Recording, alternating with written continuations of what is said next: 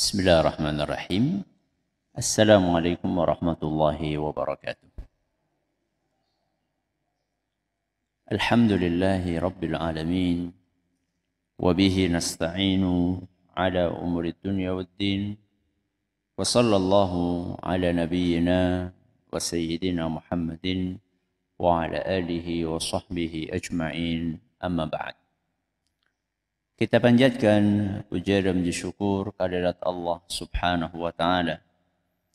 Pada kesempatan pagi menjelang siang yang berbahagia kali ini, tanggal 2 Ramadan 1443 Hijriah atau yang bertepatan dengan tanggal 4 April 2022, kita masih kembali diberi kekuatan, kesehatan, hidayah, serta taufik dari Allah Jalla wa'ala. Sehingga kita bisa kembali menghadiri pengajian rutin Senin pagi di Masjid Manarul Ilmi, di Komplek Pondok Pesantren Tunas Ilmu di Desa Kadungbuluh Purbalingga ini. Kita berharap semoga Allah Azza wa Jalla berkenan untuk melimpahkan kepada kita semuanya ilmu yang bermanfaat, sehingga bisa kita amalkan sebagai bekal untuk menghadap kepada Allah Jalla wa'ala. Allahumma amin. Salawat dan salam semoga senantiasa tercurahkan kepada junjungan kita Nabi Agung Muhammad sallallahu alaihi wasallam, pada keluarganya, sahabatnya, dan umatnya yang setia mengikuti tuntunannya hingga di akhir nanti. Ibu-ibu yang kami hormati dan juga segenap pendengar serta pemirsa yang dirahmati oleh Allah Azza wa Jalla. Tidak setiap orang mendapatkan kesempatan berupa umur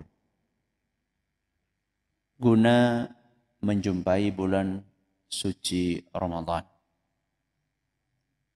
Faktanya begitu banyak orang, bahkan ratusan juta orang hari ini mereka tidak diberi kesempatan oleh Allah untuk menjumpai bulan Ramadan karena mereka sudah berada di alam kubur, tertimbun di bawah tanah.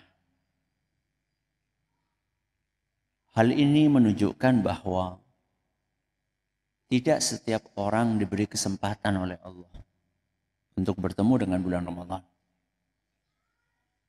Jika kita termasuk yang dipilih oleh Allah Azza wa Jalla untuk hidup hari ini, untuk hidup detik ini, itu pertanda bahwa kita diberi kesempatan oleh Allah Azza wa Jalla untuk menikmati karunia yang sangat istimewa ini. Karunia yang Allah berikan kepada hamba-hamba pilihan. Setiap nikmat yang istimewa itu harus direspon dengan syukur. Jangankan nikmat istimewa, nikmat biasa pun harus kita sikapi dengan syukur. Apalagi nikmat yang istimewa. Bagaimana caranya kita mensyukuri nikmat istimewa, kesempatan yang Allah berikan untuk bertemu dengan bulan Ramadan? Yang pertama adalah memanfaatkannya secara maksimal. Yang kedua, tidak menyia-nyiakan karunia ini. Apa yang pertama, Bu? Memanfaatkan secara maksimal. Yang kedua, tidak menyia-nyiakan karunia ini. Yang pertama, memanfaatkannya dengan maksimal.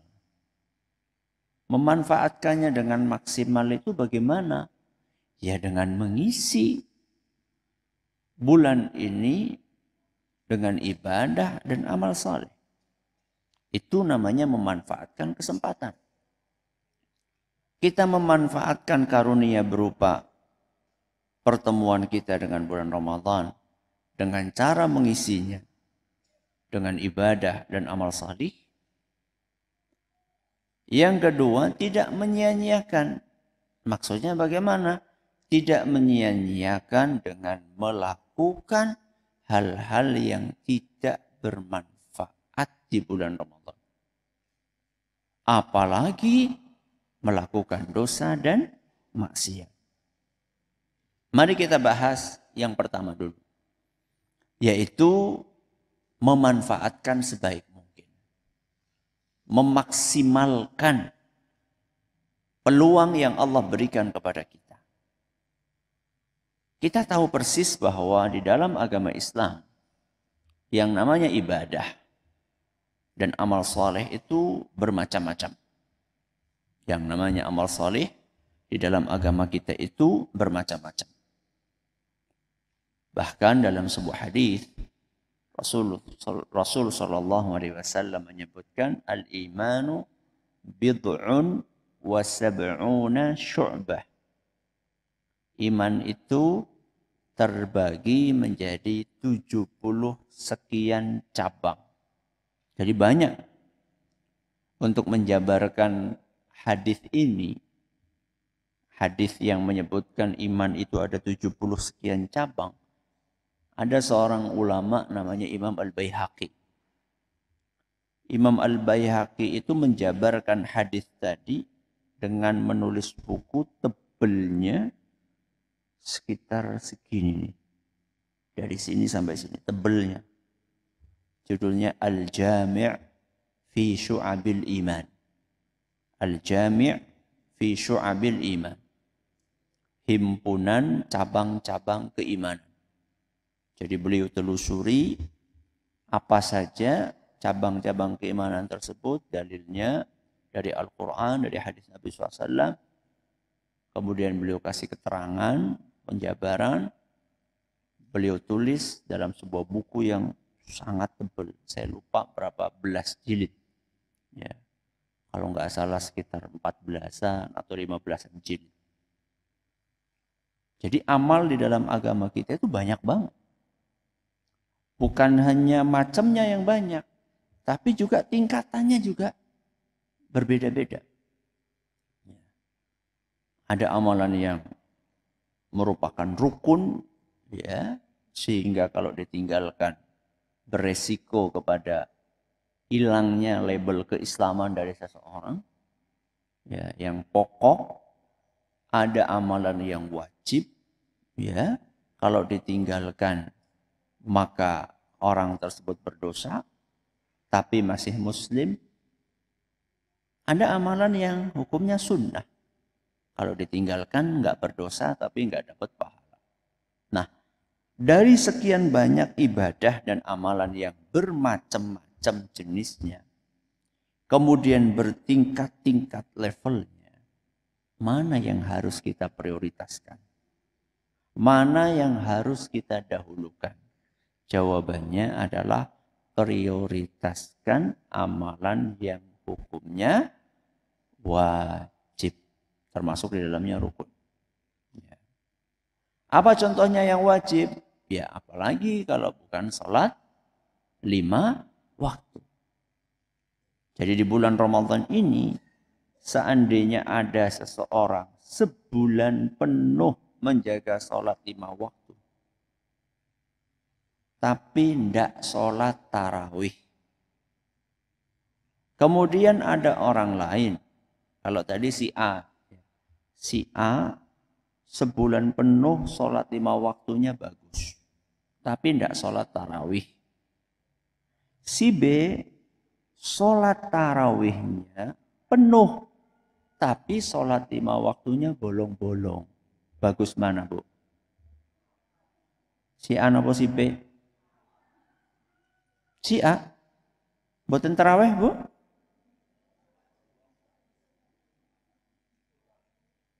Bukan enggak tarawihnya yang bagus, tapi apanya? Sholat 5 waktunya yang bagus. Jadi jangan sampai sholat tarawih dibela-belain, sholat duhur ditinggalin. Ada Bu orang yang seperti itu, Bu? Ada nggak orang yang seperti itu? Kayaknya bukan ada loh, tapi banyak. Masya Allah sampai masang napa jenenge? Teratak, ya, sampai masang teratak di depan masjid untuk menampung jamaah sholat napa? Tarawih. Makanya nek zuhur pripun? Kosong. Sing adzan biora nana. Coba bayangkan. Apakah seperti itu yang diinginkan di dalam agama kita? Tarawih itu hukumnya napa? Sunnah. Salat zuhur hukumnya wajib.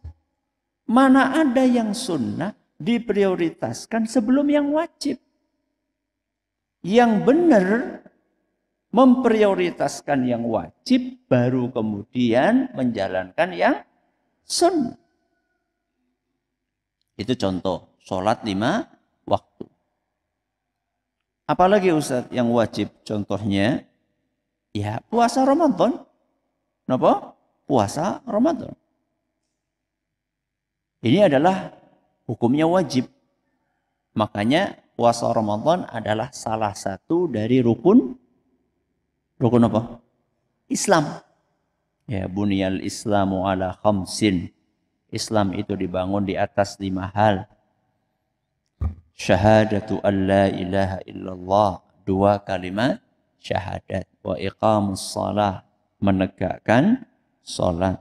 Wa ita'uz zakah, menunaikan zakat. Wa saumi ramadhana, dan berpuasa di bulan Ramadan. Wa haji al-baiti liman istata'a ilaihi sabila, dan berhaji ke Baitullah bagi yang mampu. Jadi puasa Ramadan adalah salah satu rukun. Salah satu rukun yang harus diprioritaskan. Ustadz, nek padane mboten salat, parang puasa napa mboten? Bu, orang enggak salat 5 waktu boleh puasa enggak? Hah? Boleh. Ya boleh. Terus dosa napa mboten? Dosa napa mboten? Dosa. Dosa karena puasa apa karena mboten salat? Karena mboten salat. Jadi orang yang enggak salat, apakah boleh puasa? Boleh. Tapi tentunya nanti akan ditimbang di sisi Allah Azza wa Jalla. Ini kita pakai pendapat, kita ini tadi pakai pendapat ulama yang mengatakan bahwa orang yang tidak sholat masih muslim. Ya, kalau kita pakai pendapat ulama yang mengatakan meninggalkan sholat itu berarti keluar dari Islam, berarti ya puasanya sudah enggak sah. Karena dia bukan muslim. Kita tadi pakai pendapat ulama yang mengatakan masih muslim. Kalau misalnya dia meninggalkan sholatnya itu karena malas. Nah, nanti akan ditimbang oleh Allah Azza wa Jalla di hari kiamat. Apakah dosa dia meninggalkan sholat dengan pahala dia berpuasa berat mana? Karena akan ditimbang. Puasa dia ada pahalanya, dosa dia meninggalkan sholat, perbuatan dia meninggalkan sholat ada dosanya. Masing-masing punya bobot. Nanti akan ditimbang antara pahala sholat dengan dosa. Antara pahala meninggalkan sholat dengan dosa dia melakukan puasa. Berat mana? Jadi dua-duanya wajib. Sholatnya wajib, puasanya juga wajib. Kenapa saya katakan tadi walaupun nggak sholat tetap wajib puasa? Karena kalau misalnya kita katakan nggak boleh, nanti dua-duanya ditinggalkan. Wis ora sholat, ora puasa. Berarti kan lebih parah atau tidak? Lebih parah. Ya. Salat 5 waktu yang wajib. Terus puasa Ramadan. Apalagi Ustaz yang wajib? Yang wajib juga berbakti kepada orang tua. Itu wajib. Ya. Jadi seandainya jenengan di bulan Ramadan ini diberi kesempatan oleh Allah Azza wa Jalla masih punya orang tua yang hidup, ya, masih dikasih kesempatan oleh Allah, ada orang tua yang masih hidup, wah, itu kayak ketiban duren, tapi nang pinggir, ya ketiban duren tapi nang pinggir. Itu kesempatan emas itu, amal soleh yang dahsyat di bulan Ramadan, salah satunya berbakti kepada orang tua. Jadi ketika jenengan masih ada orang tua, manfaatkan betul bulan Ramadan ini untuk berbakti kepada beliau berdua. Apa yang beliau inginkan? Selama apa yang beliau inginkan itu tidak melanggar aturan agama, maka penuhi. Selama jenengan mampu untuk memenuhi keinginan orang tua, maka penuhi. Ya. Orang tua pengen apa, pengen dibeliin apa, pengen makanan apa, pengen diantar kemana. Jadi jangan dipikir jenengan misalnya suatu saat dipanggil sama ibu, Le, sini, kenapa bu? Nganter ibu ke pasar. Sawak ngaji bu. Oh enggak. Mengantar orang tua, berbakti kepada orang tua itu lebih wajib daripada membaca apa? Al-Quran. Tadarus Al-Quran. Niku hukumnya sunnah. Memenuhi panggilan orang tua, berbakti kepada orang tua itu hukumnya wajib. Penuhi panggilan orang tua. Dan itu ibadah. Berpahala atau membuatkan? Berpahala kalau kita ikhlas. Ya. Ya, salat 5 waktu, puasa Ramadan, berbakti kepada orang tua. Apalagi di situ? Melayani suami. Melayani suami. Nyiapaken buka, nyiapaken sahur. Nah, lo ngapa? Jatakan masak. Bisa nasi gratisan iki. Ya paling tidak bikin apa kek buat suami? Bikin minuman yang disukai sama suami. Ya khawatirnya mubazir kan. Kalau masak banyak-banyak. Sudah ada pembagian. Masak lagi. Nanti mubazir. Ya. Bikin apa kek buat buka suami. Sebagai bentuk pelayanan jenengan kepada siapa? Kepada suami. Ya. Wajib melayani suami dalam hal-hal yang baik-baik. Jadi ketika jenengan pagi-pagi jam 3 sudah bangun, menyiapkan sayur sambil ngantuk. Ibadah nama mboten? Ibadah. Itu sesuatu yang wajib yang harus jenengan tunaikan. Apalagi ini kita ngomongin istri. Nah sekarang gantian suami.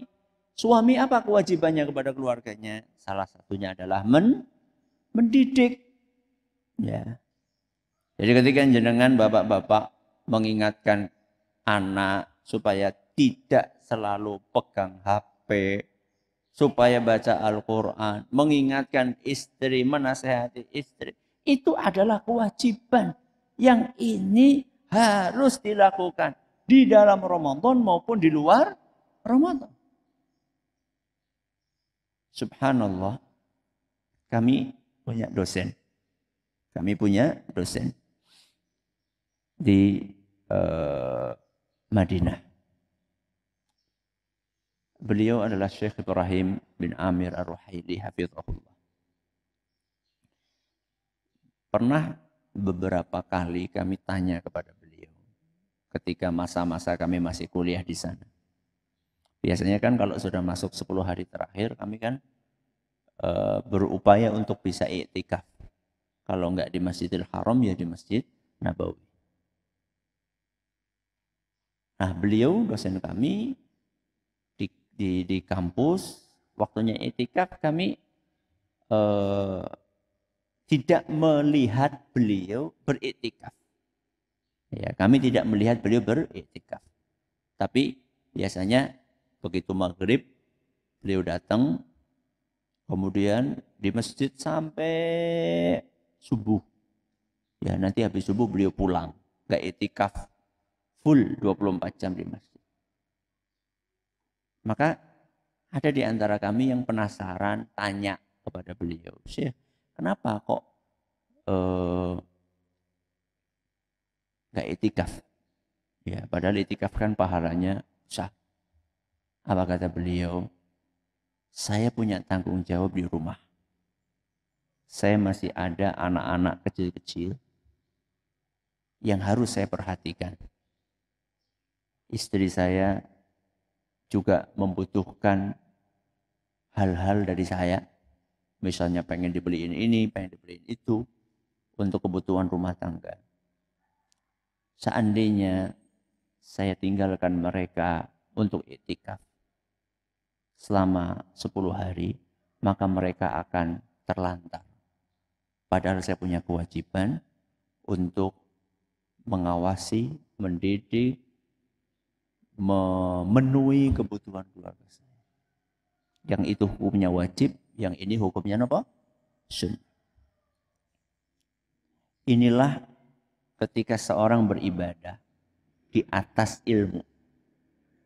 Landasannya ilmu. Bukan sekedar semangat. Jadi kita itu punya kewajiban. Tadi kan istri ya. Para suami itu punya kewajiban. Jenengan kepala rumah tangga. Kalau jenengan mau iktikaf, pastikan betul tidak ada kewajiban yang terlantar. Tidak ada kewajiban dan tugas jenengan yang terabaikan. Pastikan betul. Sehingga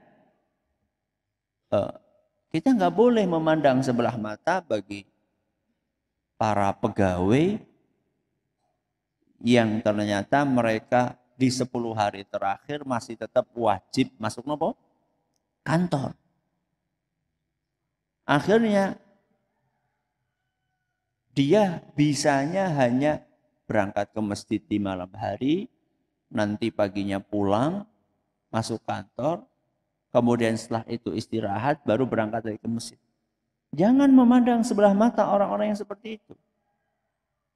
Dia benar, karena dia punya kewajiban yang harus ditunaikan. Kecuali kalau misalnya kantornya libur. Ya. Atau misalnya dapat izin dari kantor. Itu lain cerita. Kalau nggak dapat izin, maka ada kewajiban yang harus dia tunaikan di kantornya. Sedangkan i'tikaf ini hukumnya sunnah. Ketika sunnah dengan wajib harus ada yang dikalahkan, maka yang dikalahkan yang sunnah atau yang wajib? Yang sunnah yang dikalahkan.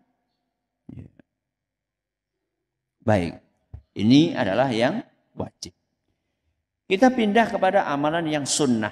Ya, kalau tadi kita bicara yang wajib, setelah yang wajib-wajib ini dilakukan, kemudian kita masih ingin untuk menambah dengan amalan-amalan yang lainnya, maka prioritas berikutnya adalah amalan yang hukumnya sunnah. Apa contohnya amalan yang hukumnya sunnah? Tadi sudah kita kasih contoh sholat tarawih. Sholat tarawih itu hukumnya sunnah. Apalagi Ustaz, sholat duha. Itu juga hukumnya sunnah. Apalagi tadarus Al-Quran. Membaca Al-Quran. Itu juga hukumnya sunnah. Ya, membaca Al-Quran itu hukumnya juga sunnah.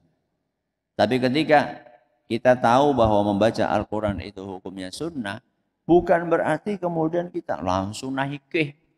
Jangan seperti itu. Jadi kalau misalnya kita ketemu dengan sebuah amalan yang kita tahu hukumnya sunnah, jangan kemudian kita katakan, nah cuma sunnah aja. Enggak. Karena sunnah itu maka kita jalankan. Jadi perbedaannya ulama dahulu dengan kita sekarang, kalau ulama dahulu, begitu mereka mengetahui ada sebuah amalan sunnah, maka mereka berusaha, mereka kerjakan. Kalau orang di zaman ini, kalau tahu mereka sunnah, oh ini sunnah, maka mereka apa? Tinggalkan. Itu bedanya. Makanya Imam Syafi'i rahimahullah, termasuk ulama yang berpendapat sholat 5 waktu di masjid hukumnya apa? Sunnah. Menurut siapa? Imam Syafi'i. Tapi lihat bagaimana beliau maksimal menjaga sholat 5 waktu di masjid. Jadi bukan kok karena amalannya sunnah terus ditinggalkan. Enggak. Justru karena amalannya sunnah, maka beliau kerjakan.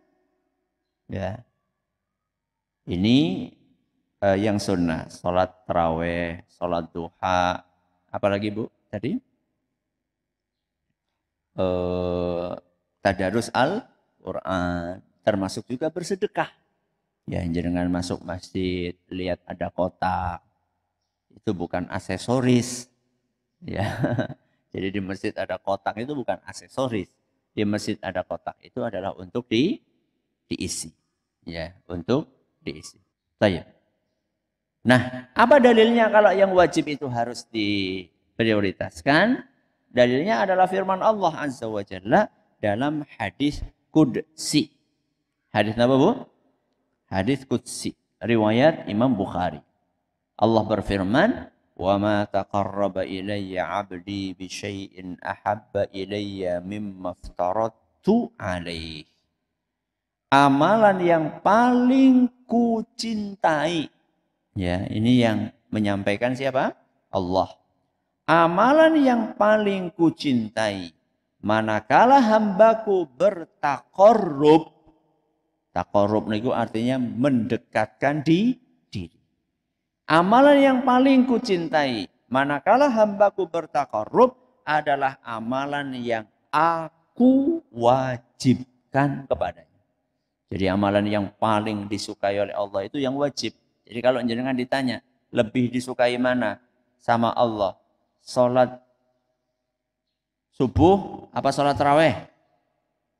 Salat apa? Subuh. Mana yang lebih dicintai oleh Allah? Puasa Ramadan atau Senin Kemis? Puasa Ramadan. Mana yang lebih dicintai oleh Allah? Menyiapkan sahur untuk keluarga atau tadarus? Menyiapkan sahur untuk keluarga. Berarti nggak ada waktu dong Ustadz untuk tadarus. Ya. Jangan sih nyiapkan sahur berapa lama Bu? Bu? Sewengi? Bu ora? Ya, paling seberapa sih? Paling sejam. Itu udah lama. Ya. 45 menit. Setelah itu kan masih ada waktu. Ya. Ini yang paling dicintai oleh Allah adalah amalan yang wajib. Kemudian Allah melanjutkan firman-Nya, "Wa ma yazalu 'abdi yataqarrabu ilayya bin nawafili hatta uhibbah." Artinya, semakin hambaku sering melakukan amalan yang sunnah, maka aku akan semakin mencintainya. Jadi setelah yang wajib, maka kita jalankan yang sunnah. Kita pindah ke poin yang kedua tadi. Kalau yang pertama adalah memaksimalkan ibadah di bulan Ramadan, yang kedua tidak menyia-nyiakan. Kita harus paham, jamaah yang kami hormati, bahwa kita punya musuh. Musuh itu menyimpan dendam, menyimpan iri, menyimpan hasad kepada kita. Siapa musuh itu Bu? Siapa lagi kalau bukan setan. Kenapa dia dendam? Kenapa dia dendam kepada kita? Karena bapaknya setan, sinten? Iblis. Itu belis. Napa? Iblis. Karena bapaknya setan yaitu iblis, itu pernah dikeluarkan dari napa? Surga. Gara-gara tidak menaati perintah Allah untuk sujud kepada Nabi Adam alaihissalam. Maka karena dia pernah mengalami kejadian itu, dia sampai bersumpah. Sebelum bersumpah, dia minta kepada Allah. Minta apa? Minta diberi umur. Pinten tahun? Minta diberi umur berapa tahun iblis? minta diberi umur sampai hari kiamat. Allahu Akbar. Berarti iblis umurnya pinten tahun? Mboten ngertos kula. Ya. Jadi mulai dari ada alam semesta sampai hari kiamat berapa tahun saya tidak tahu. Untuk apa iblis minta umur sepanjang itu? Tujuannya cuma satu. Untuk menyesatkan musuh bebuyutan dia. Yaitu anak Adam. Sinten bu anak Adam?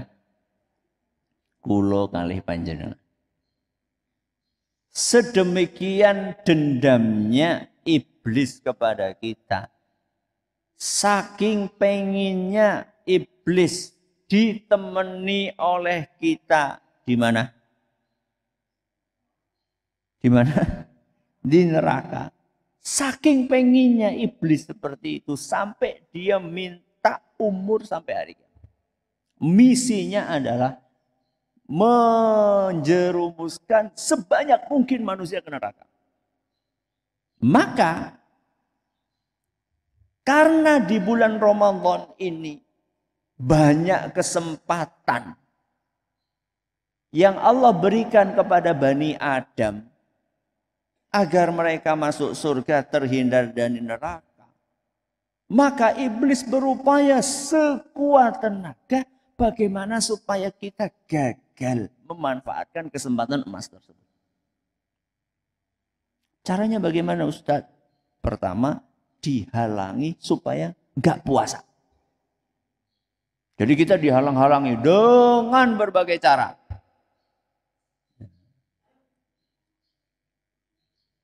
Ada yang nggak puasanya itu sembunyi-sembunyi.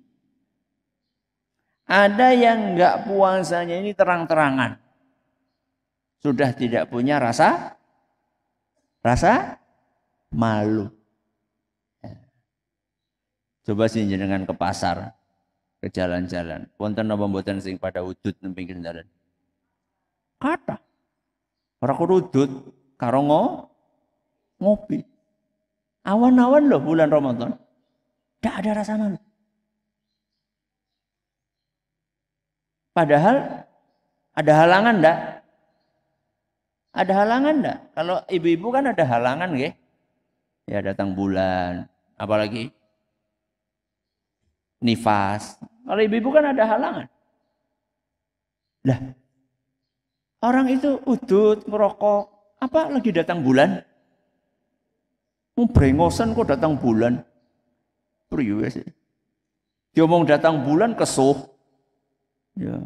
Mas lagi datang bulan apa? Ya. Kesuh. Dia ora puasa. Jadi target utama syaitan adalah bagaimana orang enggak puasa. Dengan berbagai cara. Ya. Ini kita lagi ngomongin orang yang sehat. Ya. Kalau orang lagi sakit itu lain masalah. Itu mendapatkan keringanan untuk tidak berpuasa. Orang sehat, kenapa gak puasa? Kemudian juga gak malu untuk tidak berpuasa. Menampakkan diri tidak puasa di depan umum gak malu. Maka betul-betul benar apa kata Nabi SAW. Idza lam tastahi fasna ma syi'ta. Kalau kamu enggak punya malu, lakukan sekehendakmu. Berarti orang itu sudah enggak punya nopo malu. Ya. Nah, kalau misalnya setan gagal, dia sudah berusaha menghalangi orang dari puasa. Dengan berbagai cara. Akhirnya orang itu terpuasa. Apakah setan putus asa? Enggak. Setan akan berupaya bagaimana orang ini puasa tapi enggak dapat pahala. Jadi tadi kan upaya pertamanya bagaimana enggak puasa. Dah, ternyata gagal. Tetap puasa. Maka setan enggak duduk berpangku tangan. Dia akan berupaya bagaimana supaya orang ini puasa. Iya, tetap puasa. Tapi enggak dapat pahala. Ataupun kalau dapat pahala, pahalanya tidak sempurna. Alias pahalanya berkurang. Bagaimana cara setan menjalankan misi tersebut? Apalagi kalau bukan menggoda manusia di bulan puasa ini untuk memperbanyak dosa dan maksiat. Makanya coba Bu perhatikan di TV yang ada itu banyak enggak promo-promo acara-acara yang kelihatannya menarik. Wonten apa mboten? Banyak. Ya. Coba perhatikan acara-acara tersebut. Banyak orang yang kemudian menghabiskan waktunya untuk nonton TV terus. Yang dia tonton sangat mungkin di dalamnya ada perbuatan-perbuatan dosa, maksiat yang tidak layak untuk dilihat. Ustadz, saya sih sudah nggak punya TV Ustadz. Oh, Masya Allah. Terus ya nonton lewat YouTube. Udah baik. Ya, nggak lewat TV tapi lewat apa? Lewat HP. Ya sama aja. Kalau yang dilihat hal-hal yang tidak baik. Ya. Jadi kita ini bagaimana oleh setan diupayakan supaya pahalanya berkurang. Atau bahkan habis sama sekali. Ya, kalau maksiat gagal. Dosa sudah gagal oleh setan untuk kita digoda nggak bisa. Maka setan akan berupaya minimal membuat kita menghabiskan waktu dengan hal-hal yang tidak bermanfaat. Kalau tadi kan maksiat, dosa. Ini level di bawahnya, bagaimana kita sibuk dengan hal yang tidak bermanfaat. Apa hal yang tidak bermanfaat? Contoh nih, kakean turu. Napa? Kakean turu. Kebanyakan tidur. Ini termasuk hal yang nggak bermanfaat. Berarti boleh tidur atau tidak, Bu? Boleh, tapi jangan terlalu banyak. Ya. Siang-siang ya sekedar untuk qailulah, istirahat siang sebentar, setengah jam, 1 jam. Oke, enggak masalah. Malam-malam ya, kalau memang pengen tidur kasik ya nanti berarti bangunnya juga nopo? Kasik. Ya, aja turu kasik, tangine awan. Jangan. Ya. Ada sebagian orang, nanti kalau sudah masuk 10 hari terakhir, ada sebagian orang yang lebih suka habis terawih cepat apa? Tidur. Ya, jam 8, jam setengah 9 atau jam 9 cepat tidur. Nanti bangunnya jam 1, jam 2, setelah itu melek sampai pagi. Ada orang suka seperti itu. Ada orang lebih suka dia ibadah dulu. Habis Isya masih fresh, dia baca Quran sampai malam. Ya, sampai jam 12 misalnya. Setelah itu dia istirahat dulu sampai jam 3, sampai jam 2, setelah itu lanjut. Terserah. Yang penting enggak terlalu banyak tidur di bulan Ramadan. Jadi jangan sampai di bulan Ramadan itu habis tarawih tidur, bangun sebentar sahur jam 4, habis subuh tidur lagi. Ya. Jadi ibu-ibu orang masak gigih. Jangan gitu, kan masih ada kerjaan yang lain. Napa Bu? Selain masak napa habis subuh? Ngumbai, ya, nyuci. Ngumbai napa? Klambi napa piring? Kabehan saber-gabrek. Ya, nyuci baju, nyuci piring, asah-asah, nyetrika, ngelipat baju, buang sampah, kemudian apa namanya? Jemur, belanja, ya, buat persiapan anak-anak, macam-macam lah. Bersih-bersih rumah, banyak yang harus dilakukan. Nanti kalau memang sudah capek, udah istirahat, nggak apa-apa. Ya. Jadi aktivitas tidak bermanfaat, kebanyakan tidur. Terus kebanyakan ngobrol. Ustadz, aku tuh ora tau ngendong nang tangga. Nih Ustadz, nggak pernah saya main ke rumah tetangga untuk ngobrol lama-lama, nggak pernah. Berarti jenengan ngaji terus nggih mboten Ustadz. Terus ya nyekel HP. Ya pada baik.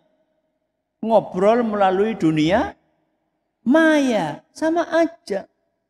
Jadi ketika saya katakan banyak ngobrol itu bukan maksudnya hanya ngobrol di dunia nyata, apa istilahnya? Off air apa namanya? Hah? Enggak, kalau ketemu langsung namanya istilah. Kan ada online, ada offline. Ya, ngobrol itu bukan cuma offline. Kopi darat, ya Allah, kopdar. Ya. Jadi ngobrol itu bukan cuma kopdar, bukan hanya kopi darat offline gitu ke tempat tetangga. Termasuk di dunia maya itu juga bisa ngobrol. Ngobrol itu ya tadi itu Facebook, kemudian Twitter, kemudian WA dibukain semuanya, diikuti obrolannya, di komen, rasanya gatel nek mboten apa? Komen, ya. Mengomentari apapun status orang dikomentari, yang nggak perlu dibukain, ngapain? Ya. Jadi ini termasuk tipu daya syaitan. Terakhir Rasulullah SAW mengingatkan, man lam yada' qawla zuri wal amala bihi wal jahl falaysa lillahi hajatun an yada'a ta'amahu wa syarabah. Barang siapa yang berpuasa tapi dia tidak meninggalkan ucapan dan perbuatan dusta serta perilaku bodoh, maka Allah tidak membutuhkan puasanya. Hadis riwayat Bukhari. Na'udzubillahi min dzalik. Ibu-ibu, bapak-bapak, para jamaah sekalian, para pendengar, para pemirsa, Ramadan itu tidak lama. Allah berfirman, ayyamam ma'dudat. Ramadan itu cuma beberapa hari saja. Ini Allah sampaikan dalam surat Al-Baqarah ayat 184. Ustaz, sebulan kura suwe. Suwe no mboten, Bu? Mboten. Karena kita bandingkan dengan 11 bulan. Setahun kan 12 bulan. Ramadannya cuma berapa? 1 bulan. 1 dengan 11 banyak mana? 11. Kenapa 30 hari enggak lama? Karena kita bandingkan dengan 360 hari. Ya, dikurangi 30 berarti 330 hari. Banyak mana? 30 dengan 330. Banyak 330. Berarti Ramadan itu enggak lama. Maka saya nasihatkan kepada diri saya pribadi dan juga kepada jamaah sekalian, jangan cepat jenuh. Jangan cepat apa? Jenuh. Ada sebagian orang hari pertama Masya Allah. Hari kedua Masya Allah. Hari ketiga na'udzubillah. Ya. Hari pertama maca Quran 5 juz. Ya. Masya Allah. Hari kedua masih. Hari ketiga kesel. Akhirnya turunan HP terus jangan. Ya. Ramadan ini hanya beberapa hari saja. Kalau kita berhasil untuk memanfaatkannya, maka ini akan berpengaruh positif untuk 11 bulan ke depan. Mudah-mudahan Allah memberikan taufiknya kepada kita untuk memaksimalkan karunia Ramadan. Allahumma amin. Silakan ada pertanyaan bisa disampaikan. Baik, terima kasih Ustaz. Jazakumullahu khairan atas materi yang telah disampaikan. Akan kami bacakan beberapa pertanyaan yang telah masuk. Pertanyaan pertama datang dari Saudara Sarifuddin. Assalamualaikum warahmatullahi wabarakatuh, Pak Ustaz. Waalaikumsalam warahmatullahi wabarakatuh. Ustaz, apa tips bagi kami selaku pekerja buruh pabrik yang sistem kerjanya menggunakan shift atau rolling, sedangkan kami waktu istirahat harus diimbangi dengan waktu kerja supaya bisa maksimal antara pekerjaan dan istirahat dan ibadah kami selama bulan Ramadan. Mohon tipsnya Ustaz, terima kasih. Tentunya shift itu kan ada shift ada shift untuk kerja, ada shift untuk tidak bekerja. Bagaimana supaya bisa maksimal ibadahnya? Memanfaatkan waktu-waktu yang ada. Ya misalnya Anda termasuk orang yang jenis pekerjaannya bisa disambi. Ya disambi itu maksudnya masih bisa melakukan aktivitas yang lain. Contohnya angkut-angkut, ya ngangkat-ngangkat barang, kemudian driver, ya, atau jaga tempat misalnya, jadi satpam, itu kan masih bisa disambi aktivitas yang lain. Apa itu? Dengerin. Yang jaga kan tubuh kita nih, Ya, telinga kita masih bisa kita gunakan untuk dengerin pengajian, dengerin Al-Quran. Jadi berupaya mencari celah selama itu tidak melanggar. Ya, selama itu tidak melanggar. Ini yang pertama. Yang kedua, bekerja biasanya diberi kesempatan oleh atau rata-rata orang bekerja itu normalnya 6 jam atau 8 jam ya? 8 jam. Baik. Kita punya 24 jam. Dikurangi berapa? 8 jam. Jadi berapa? 16 nggih? 16 jam. Oke. 16 jam itu apa untuk tidur semua? Tidurnya paling berapa? 6 jam lah. 6. Berarti masih sisa berapa? 10 jam. Masa sih dari 10 jam ini ya, setelah kita istirahat, masa sih dari 10 jam ini kita tidak bisa meluangkan sebagiannya untuk beribadah, baca Quran, untuk sholat, untuk zikir? Masa tidak bisa? Ya. Dan Ustaz capek, Ustaz pengen. Ini memang bulan ini, bulan yang nggak lama, yang kita harus siap untuk mengorbankan fisik kita. Dalam arti siap capek gitu. Karena ini bulan spesial. Nggak tiap bulan datang gitu loh. Hanya sebulan dalam 12 bulan, hanya sebulan. Ya. Maka jadi tipsnya adalah kalau memang pekerjaan itu bisa disambi, maka disambi dengan ibadah, mendengarkan pengajian, mendengarkan Al-Quran. Kalau memang tidak bisa, maka di waktu selain waktu kerja itu diluangkan, ya, dialokasikan untuk beribadah kepada Allah Azza wa Jalla. Ya. Baik, terima kasih Ustaz. Jazakallah khairan atas jawabannya. Pertanyaan berikutnya datang dari hamba Allah yang ada di Kalimantan Tengah. Assalamualaikum Ustaz. Waalaikumsalam. Adakah doa dari Nabi Muhammad SAW yang sahih tentang doa saat berbuka puasa dan doa saat sahur? Silakan Ustaz. Kalau saat berbuka puasa, dhahabat dhama'u wabtallatil uruqu, terus wa thabatal ajru insyaallah. Ya, itu yang kami tahu doa berbuka puasa yang sahih. Dhahabat dhama'u wabtallatil uruqu wa thabatal ajru insyaallah. Kalau doa di saat sahur khusus saya tidak tahu. Yang saya tahu kita dianjurkan memperbanyak istighfar. Allah Azza wa Jalla dalam Al-Quran berfirman, wabil asharihum yastaghfirun. Wabil ashari, dan ketika waktu sahur, hum mereka kaum mukminin yastaghfirun, memperbanyak membaca istighfar. Itu yang saya tahu. Kalau doa khusus saya belum tahu. Wallah. Ya. Baik, terima kasih. Jazakallah khairan atas jawabannya. Pertanyaan berikutnya datang dari saudara Saleh. Assalamualaikum Ustaz. Waalaikumsalam warahmatullahi wabarakatuh. Bagaimana hukumnya tidak berpuasa karena pekerjaannya sangat berat sehingga jika berpuasa tidak kuat Ustaz? Silakan. Wallahu a'lam ya. Seberat apa ya jenis pekerjaannya, berat banget sampai kalau puasa terus jadi pingsan. Ya karena kita menyaksikan tidak sedikit orang-orang yang lumayan berat pekerjaannya tapi masih bisa berpuasa. Ya kita belum tahu juga sih seperti apa beratnya. Wallahu a'lam. Ya, baik. Terima kasih Ustaz. Jazakallah khairan atas jawabannya.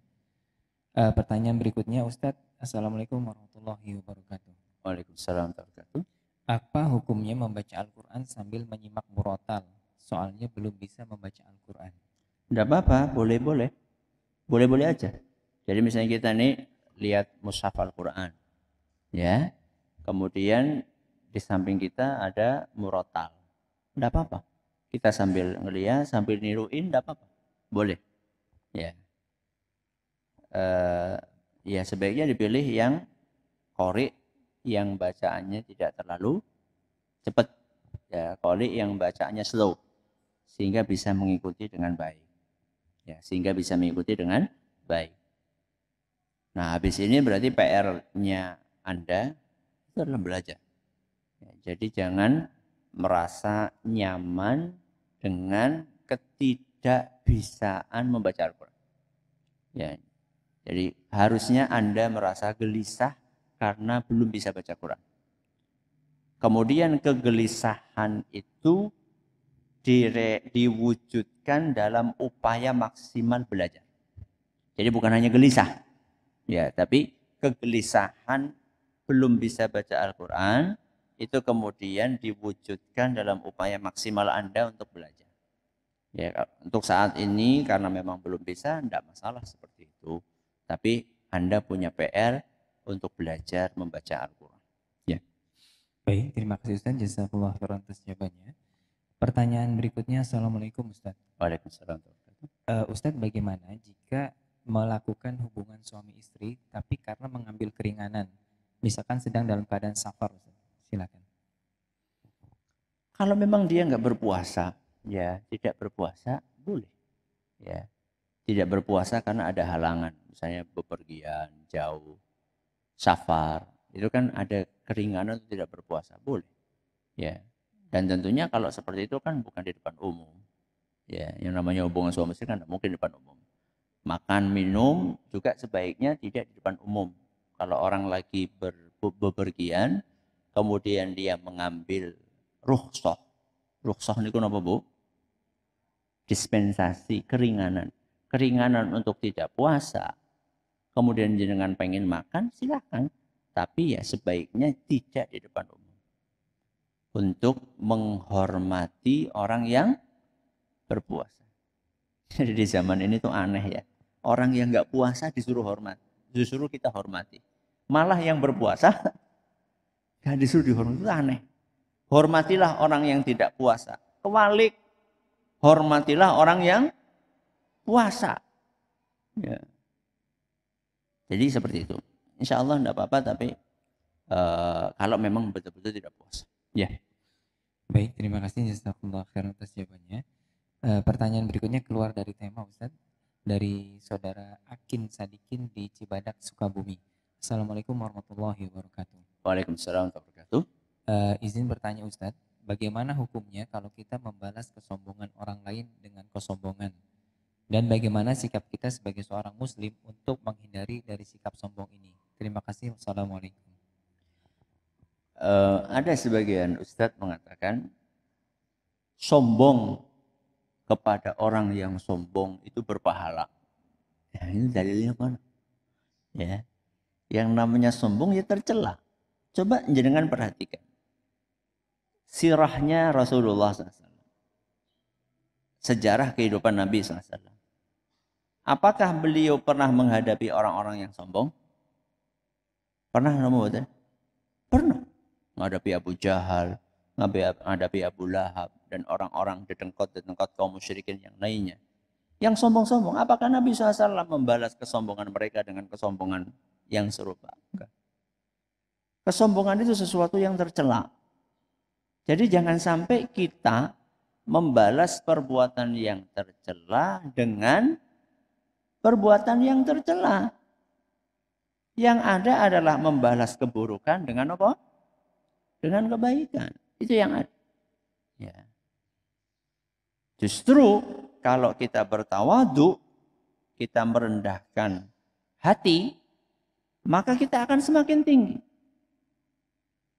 Orang melakukan kesombongan kan untuk meninggikan diri. Kalau kita bertemu dengan orang seperti itu, maka jangan kita ikut-ikutan. Karena justru Nabi SAW menyampaikan bahwa orang yang bertawadhu akan semakin tinggi. Jadi tingginya seseorang, tingginya derajat seseorang bukan dengan sombongan, tapi dengan ketawadhuan. Maka jangan bertawadhulah kepada Allah.